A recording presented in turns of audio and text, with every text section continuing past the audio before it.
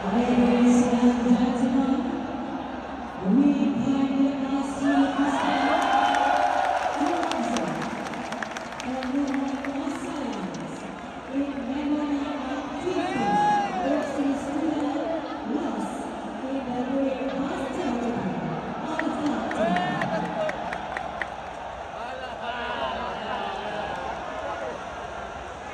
Je tu.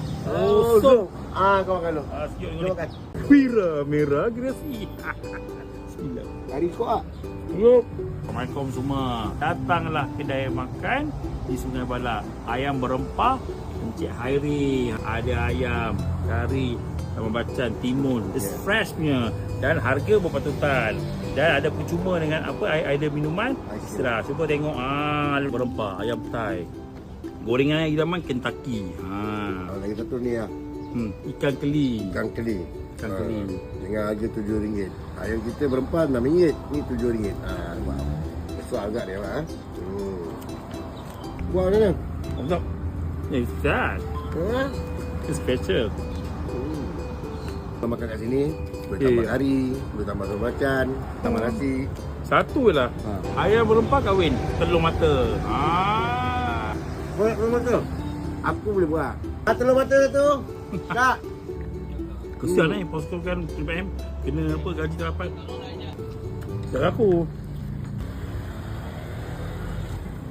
Come on, come on. Okey, Kim Panggon, saya merayu pada awak. Awak setia je lah kepada pasukan Selangor FC, Red Giant School, merah kuning, lambang kebangkitan. Dan saya menyeru pada awak, awak naikkanlah nama pasukan Selangor FC, Red Giant School dan beri mendapatkan satu trofi piala pada musim 2026, 2027 dan 2028. Merah kuning, lambang kebangkitan. Bira merah kasih. Bira merah bikin menjadi parah. Gergasi merah bikin menjadi marah. Pantang menyerah, pantang bertemu, pantang mencuba, pantang nak dicabar kecuali pasukan Selangor FC. Red Giant pantang nak cabar. Come on Selangor, come on Selangor, come on Selangor, come on.